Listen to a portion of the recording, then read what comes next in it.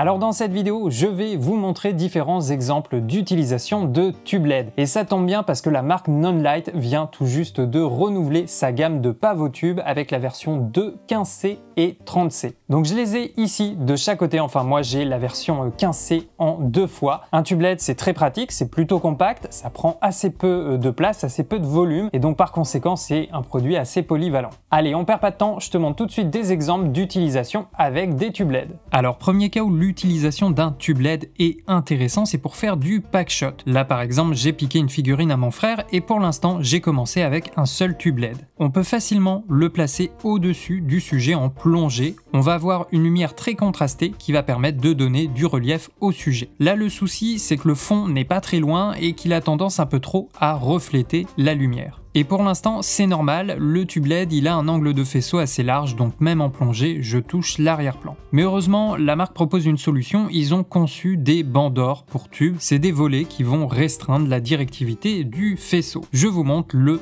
avant-après, donc voilà, on a un meilleur contrôle sur notre lumière, et maintenant le fond est beaucoup moins présent, et par conséquent, la figurine ressort un peu plus. Donc ça c'est le résultat quand on utilise le tube avec les bancs d'or. Je vous remontre encore une fois, ça c'est la scène sans aucun éclairage, tu vois que je n'ai pas de lumière parasite dans ma pièce. D'ailleurs ces plans là sont filmés avec le nouveau Lumix S5 II. Ensuite là j'ai mon tube LED en plongée mais sans les volets, et puis enfin la même scène avec les bancs d'or pour une belle séparation entre le sujet et l'arrière-plan. Et en plus sur cet accessoire il y a aussi une sorte de nid d'abeille qui va restreindre encore plus le faisceau. Ensuite on peut aussi rajouter un deuxième tube LED, là je l'ai rajouté à l'opposé juste en dessous du cadre, je l'ai pas mis très puissant, hein, c'est vraiment très léger, c'est juste pour déboucher un peu les ombres sur l'avant de la statue. Donc là c'est juste avec le tube en plongée et maintenant voici la scène avec les deux pavotubes, donc ça permet quand même de retrouver un peu plus d'informations sur le sujet. Après on peut faire d'autres configurations de lumière, on peut par exemple placer les tubes à la verticale de chaque côté. C'est pas mal aussi pour donner du relief à notre sujet et éviter de l'aplatir avec un éclairage trop frontal. Là j'ai réglé mes tubes pour qu'il y ait un dégradé, donc à droite il est un peu moins puissant et c'est la source à gauche qui est la plus puissante. Comme ça, on a quelque chose de moins symétrique, d'un peu plus naturel. Alors je vous montre un autre exemple toujours en packshot. Là, c'est quelques heures avant le réveillon. J'en ai profité pour sortir une flûte et essayer de l'éclairer avec les tubes. Donc là, le schéma, il est plutôt simple. Un tube LED de chaque côté. J'ai utilisé les mini trépieds pour les faire tenir. Et l'idée principale, c'est de jouer sur un contraste de couleurs. Là, je suis passé directement sur le mode HSI et j'ai sélectionné des couleurs qui vont bien ensemble. Donc voilà le résultat. Évidemment, j'allais pas laisser le verre vide, donc j'ai rajouté un peu de cidre, comme ça avec les bulles on a du mouvement. Donc là tous ces plans ont été filmés avec le Lumix S5 II en 4K à 50 images par seconde. Donc voilà encore un exemple très simple d'utilisation de tube LED.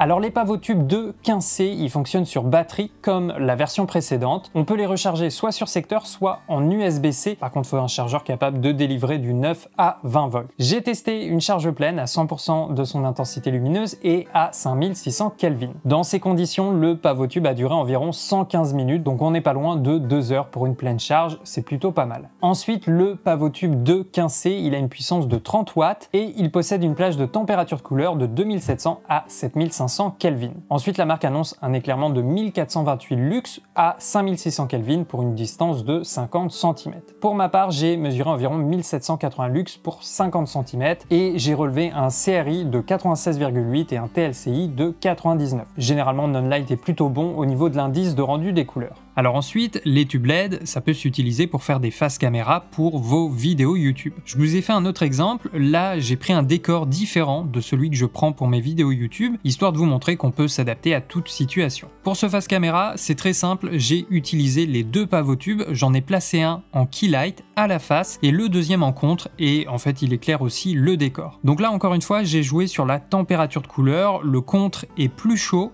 et la source à la face sur mon sujet, elle est à 5600 Kelvin. Alors pour le pavot tube à la face, j'ai rajouté une feuille de diffusion sur le tube pour adoucir encore plus la lumière. Généralement, on va plutôt utiliser un projecteur avec une softbox pour éclairer un visage, mais c'est pour vous montrer qu'on peut aussi le faire avec un tube LED. Là, la diffusion, c'est en option. L'autre tube LED, je l'ai mis sur un mini trépied. Donc celui-là, encore une fois, il va me détourer, il me sépare de l'arrière-plan, tout en donnant une autre couleur au décor. Donc voilà le résultat, toujours filmé avec le Lumix S5 II, et là je suis avec le 35 mm f1.8. Donc petite scène assez visuelle qui pourrait totalement fonctionner pour un face caméra YouTube, voire même pour une interview. Alors je vous montre la scène sans tube LED, donc il fait tout noir, on n'a pas de lumière parasite. Ensuite, on a la key light, donc un tube LED à la face. À la limite, ça pourrait suffire, le rendu est plutôt sympa. Parfois, faire au plus simple, c'est ce qui fonctionne le mieux. Et puis voici le rendu avec le deuxième tube LED. Alors je vous montre aussi la différence avec le plafonnier. Voilà le rendu si je n'avais pas utilisé d'éclairage. Évidemment, ça n'a rien à voir. La lumière, c'est très important et c'est ça l'élément, le facteur qui va changer votre image, qui va créer un look. Là, par exemple, sur ce plan, j'utilise les deux pavots tubes. Alors là, je les utilise plutôt en tant qu'accessoires. Ils sont présents dans la composition, mais mon éclairage principal, par exemple, là, c'est le Forza 60 que je vous ai déjà présenté plusieurs fois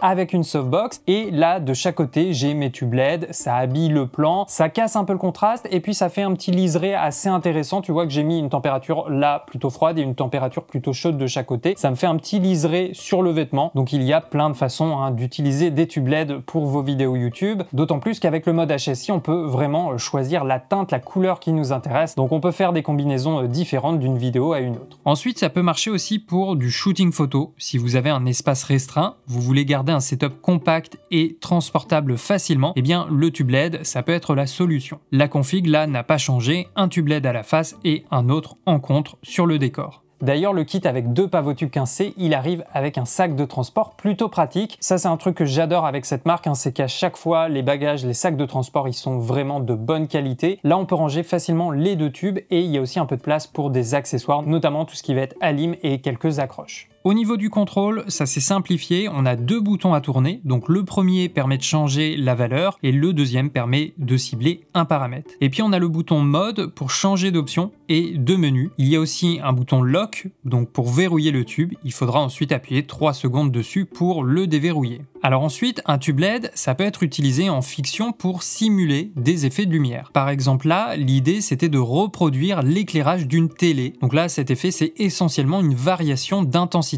Et ça tombe bien, il y a un effet TV sur le tube, donc c'est très simple. Là, pour ce premier setup, j'ai placé un tube LED devant moi avec l'effet TV et j'ai mis un deuxième tube LED derrière qui va éclairer l'arrière-plan et qui me fait en même temps un léger contre. Donc voilà le rendu, c'est pas mal. Alors je trouve que j'ai réglé peut-être un petit peu fort l'effet, il y a trop de variations d'intensité entre la valeur minime et la valeur max, mais tout ça encore une fois ça peut s'ajuster dans les paramètres. Et puis ensuite même scène, mais j'ai essayé un autre setup, j'ai mis mes deux pavots tubes devant. Il y en a un fixe, sans variation. Donc lui, il va créer un niveau de base. Ensuite, il y a l'effet, ça n'a pas bougé. Et j'ai rajouté un troisième pavot tube derrière sur l'arrière-plan. Et cette fois-ci, je l'ai réglé un peu plus froid que tout à l'heure. Donc là, tous ces plans sont toujours filmés avec le Lumix S5 II. Donc voici le résultat. Là, c'est la scène sans éclairage. Ensuite, on a notre base, donc le premier tube. Puis, j'ai rajouté le contre avec une température plutôt froide. Et puis enfin, on a notre effet télé avec la variation d'intensité. Voilà pour ces quelques exemples d'utilisation avec des tubes LED. Évidemment, on pourrait les utiliser dans plein d'autres situations. Alors au niveau du prix, le pavot tube de 15C, il va être vendu à l'unité aux alentours de 219 € et il y aura très certainement, comme d'habitude, un kit de 2 et un kit de 4. Donc dans l'ensemble, très bon produit, c'est du Nonlight, vous connaissez la marque, moi c'est la marque que j'utilise le plus au niveau de l'éclairage, on est quasiment assuré d'avoir de la qualité derrière. Alors cette nouvelle version va remplacer la première, je pense. Ils ont étendu étendu la plage de température. Désormais, on a aussi une option pour ajuster, pour corriger le magenta et le green. Ils ont simplifié les commandes, on a un bouton de verrouillage, il y a plus d'effets qu'avant, je crois qu'il y en a 15 au total, et il sera également possible de mettre à jour le pavotube directement via un firmware. Et puis ce que j'aime bien aussi avec les produits Nonlight, c'est qu'il y a plein de méthodes différentes pour les contrôler à distance. On peut utiliser le Bluetooth, on peut utiliser le 2,4 GHz. Cette nouvelle version fonctionne aussi en DMX et il est totalement compatible avec l'application Nonlink. Donc le tube LED, généralement on l'utilise plutôt en tant que complément. On a notre softbox à la face, notre keylight, et puis on va utiliser un tube LED par exemple pour faire un contre, ou ça peut être un rappel sur la face opposée pour déboucher un petit peu les ombres sur votre sujet. On peut l'utiliser également pour attribuer une couleur au décor ou pour déboucher voilà un coin de notre arrière-plan. C'est pratique aussi pour du pack shot. On a vu qu'on pouvait facilement créer des contrastes de couleurs avec le mode HSI. En plus, généralement sur certains produits, on a le reflet du tube LED, c'est assez joli. Et puis en soirée, la nuit, si vous êtes en extérieur en basse lumière, là on a une batterie intégrée, donc on va pouvoir l'utiliser sur le terrain. Et parfois, juste avec une seule source, un tube LED, ça permet totalement de transformer le plan. Voilà les amis, j'espère que ça vous a plu. Vous avez les liens en description. Pour ceux que ça intéresse, ce face caméra a été filmé avec le Lumix S5 II qui vient de sortir. Je vous invite à me donner votre avis dans les commentaires. Est-ce que ce genre de tube vous intéresse? De quelle manière l'utiliseriez-vous? Puis je vous invite aussi à me suivre sur Instagram, c'est un des réseaux où je suis le plus présent. Allez, c'était Benjamin avec Derrière la caméra. On se dit à tout de suite pour une prochaine vidéo.